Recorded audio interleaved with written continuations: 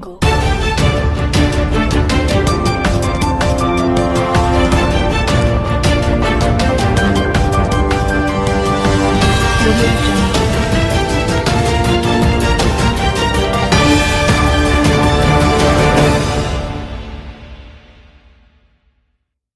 यार पीछे हो जा, आज समझ स्टेटमेंट की कॉपी आपको मिलेगी, आवाज आप तक पहुंचेगी और इन एनी केस आप रिकॉर्ड कर रहे हैं। सो प्लीज मेंटेन सोशल थोड़ा चेयर सरका लीजिए अपना किसी ने कुछ किया ही नहीं, आप रिक्वेस्ट पूरे पे भी है। समाज को सिखाते हैं तो मैं आपको क्या बताऊंगा। प्लीज मेरा रिक्वेस्ट है जितना जो सुनाया गया है, मैंने उसको पढ़ा था। बेसिकली इसमें लिखा है कि वो 1 रुपया डिपॉजिट करें रजिस्ट्री के पास सुप्रीम कोर्ट की 15 सितंबर तक, और यदि वो ये नहीं करते हैं तो उन्हें 3 महीने की जेल और वो दीवार हो सकते हैं कोर्ट में अपीयर होने के लिए 3 साल के लिए।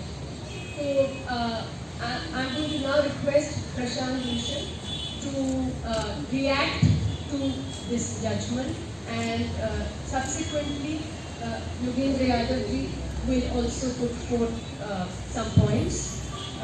मैं प्रशांत भूषण जी से रिक्वेस्ट करती हूँ वो अपनी बात रखें।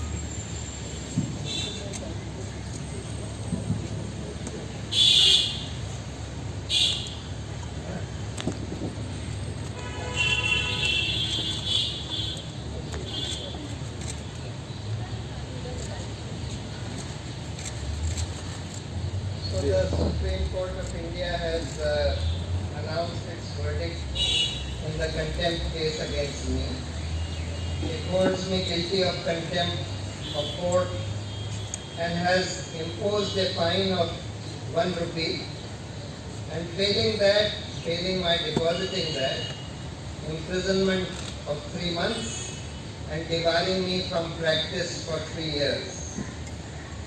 I had already said in my first statement to the court, and I quote, I am here to cheerfully submit to any penalty that can be lawfully imposed upon me for what the court has determined to be an offence and what I consider to be the highest duty of a citizen. Therefore, while I reserve my right to seek a review of the conviction and sentencing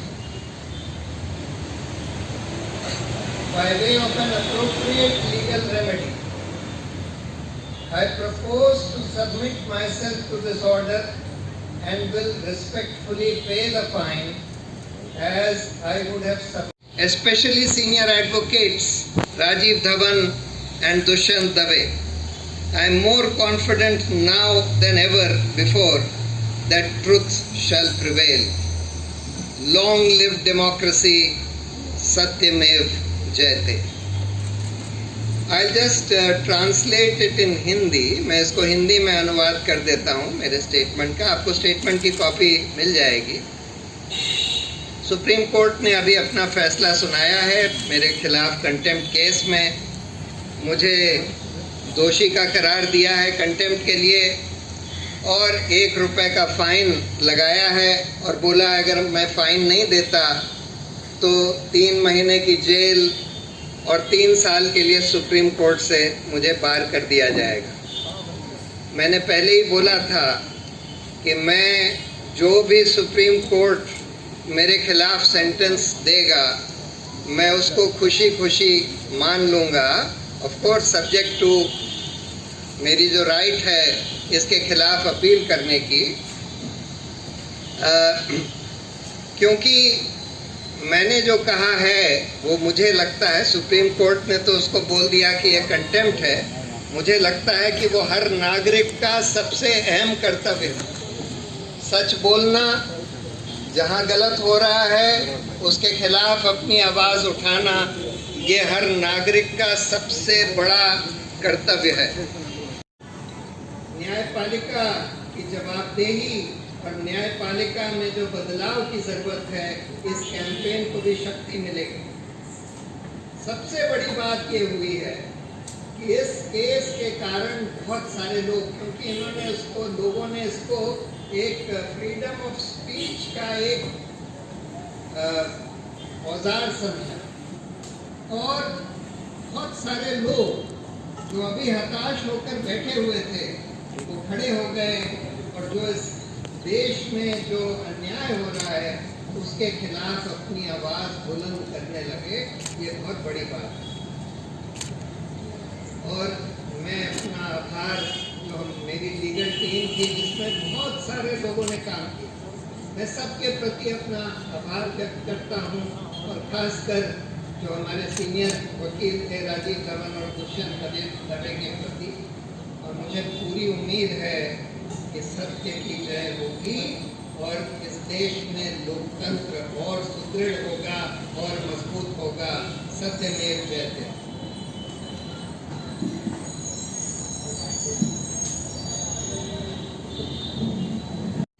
₹1 everyone, पहला ये मैं घोषणा करना चाहता हूं तमाम आंदोलनों की तरफ से।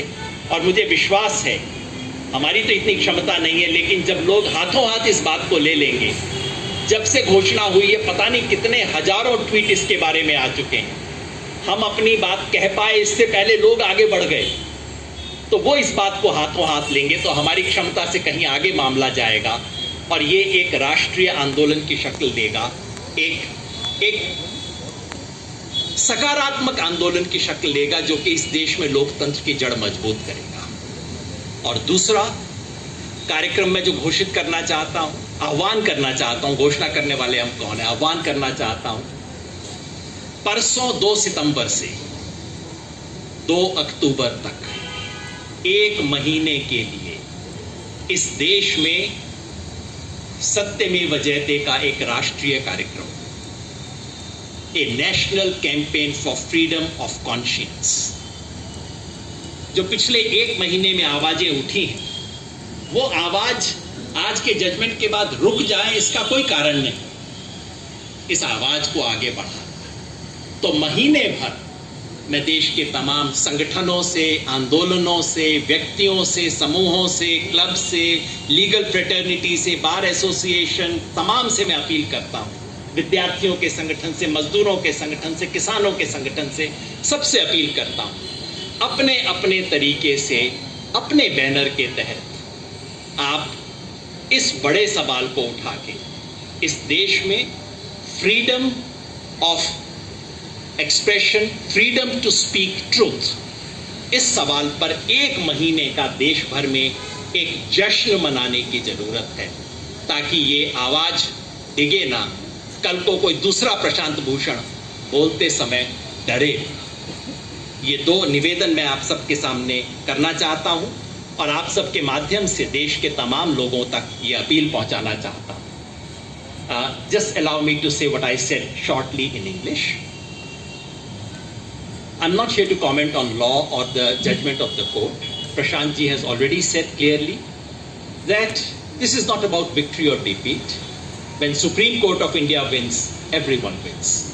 And if Supreme Court of India is seen to be weak, the country is weak, every citizen gets weak. This was not about Prashant Bhushan. This was about something much deeper. In a sense, Prashant Bhushan becomes the symbol of thousands, probably lakhs of people who in situation much worse than him, much weaker, without any privilege whatsoever, who have taken cudgels for freedom of expression. Those who are undergoing trials for 2 years, 3 years, the trial has not begun. They are paying the punishment. This is about them, not about Prashant Bhushan. And that's why the manner in which the people of this country stood up, legal fraternity, ex-judges, lawyers, including those who never participate in any signature campaign of any kind, they stood up. All kinds of organizations, people's movements, movements for civil liberties, ordinary citizens like you and me, students, everyone stood up. Anjali ji will moderate that. धन्यवाद। एक एक करके अगर सवाल और सवाल इस case से संबंधित हो और स्टेटमेंट से तो प्लीज बताएं। प्रशांत प्रभाकर मिश्रा हूं, इसका रिपोर्ट है। बस एक सवाल है कि आपने कहा कि सुप्रीम कोर्ट का फैसला मंजूर है,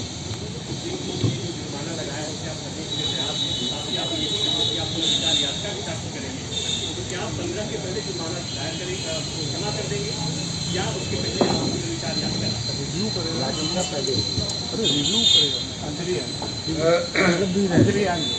ये देखिए, जुर्माना अगर जो भी मैं पुनर्विचार याचिका दायर करूंगा या रिट पिटिशन दायर करूंगा, क्योंकि एक इशू ये भी है कि सुप्रीम कोर्ट ने बहुत सारे केसेस में ये बोला है कि हर क्रिमिनल कन्विक्शन के ऑर्डर के खिलाफ कम से कम एक अपील होनी चाहिए। ये मौलिक अधिकार है हर नागरिक का।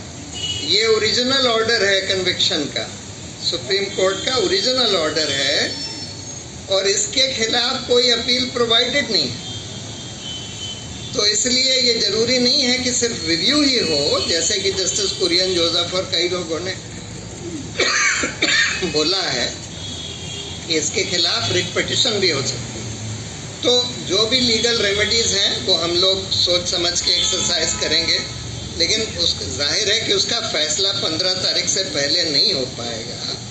तो 1 रुपये का वो तो मैं जमा कर दूंगा, लेकिन subject to under protest so to say, and subject to the right of any legal remedy, whether it is review, writ और any other legal. Prashant Bhushan ji, ये एक इतना इम्पोर्टेंट इशू है। एक मिनट, एक करके अगर हम सवाल पूछे आप, और फिर उसके बाद आप please. Mister Prashant Bhushan, Failing that, 3 months in jail. So I am paying the fine, but under protest, subject to my filing the appeal itself. Sir मेरा सवाल है कि ये इतना लार्जर इशू है जिसपे इतने आर्गुमेंट्स हुए और पूरा हिंदुस्तान आपके साथ है, तो आप चाहेंगे कि रिव्यू पिटीशन में ये जो इशू है इतना लार्जर, वो बड़ी बेंच को जाए, 5 जजेस बेंचेस? और सॉरी, मैं भूल गया था, मैं ज़रूर आभार व्यक्त करना चाहूँगा। देखिए, अटॉर्नी जनरल कोई सरकारी वकील नहीं होता, वो एक संवैधानिक अथॉरिटी होता है जिसको कोर्ट के सामने सच बोलना है और जो सही बात है वो बोलनी है। वेणुगोपाल जी ने जो दलील दी और जो बोला कोर्ट के सामने, उन्होंने सचमुच अपनी आत्मा के हिसाब से सच बोला कोर्ट के सामने। पहली बार या बहुत दिन के बाद हमने ऐसा देखा कि कोई एक तरह से इन लोगों को सरकारी वकील माना जाता है, लेकिन कोई अटॉर्नी जनरल अपनी आत्मा के हिसाब से सरकार से बिल्कुल परे हटके कोर्ट से सीधी बात कर रहा हो, तो मैं उनके प्रति बहुत आभारी हूँ। How do you see the whole episode with the suo motu proceedings to the sentencing? Is the sentencing not an aggression on the fundamental rights?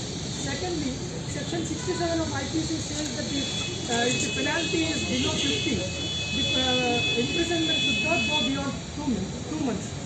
Has the court erred on that? देखिए, errors तो बहुत सारे हैं दोनों judgements में, original judgement में भी और सेंटेंसिंग जजमेंट में भी। अगर उसको हम उधेड़ने लगे तब तो शाम हो जाएगी, रात हो जाएगी। वो तो हमारे जो रिव्यू होगा या जो रिट पिटिशन होगी उसमें आएगा, उसमें मैं आज नहीं जाना चाहता। बहुत सारे एरर्स हैं उसमें।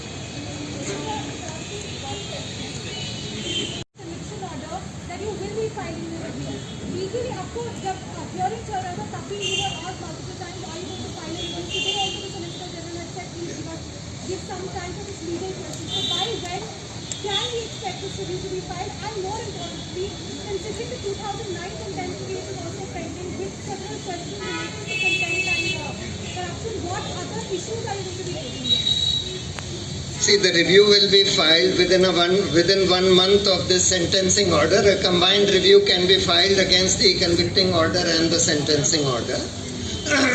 But when we will file the writ petition, etc., whether and when we will file the writ petition, we will have to decide. We'll take a call with all our legal team, etc., on that. What was your second question?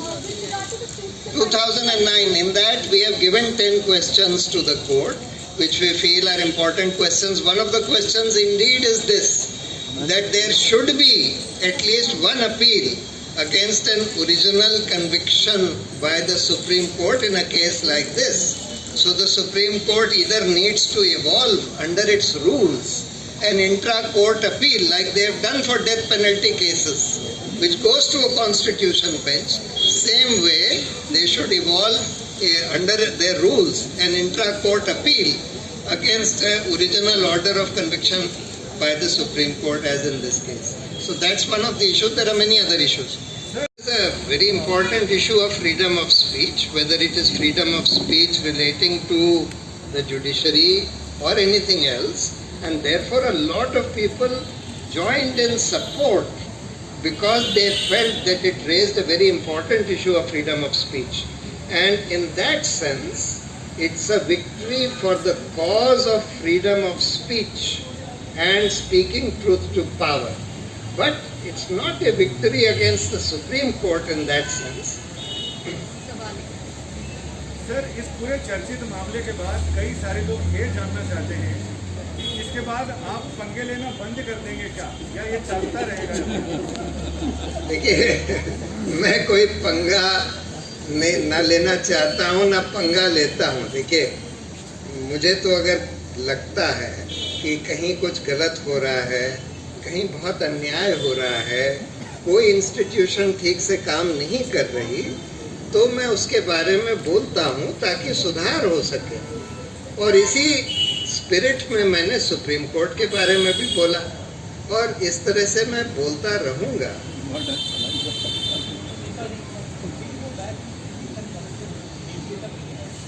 Pardon? But those two tweets have already been deleted by that Twitter, though in fact not legally, they were not obliged to delete, but they have deleted them. That issue is not Thank you. Thank you very much. Thank you very much.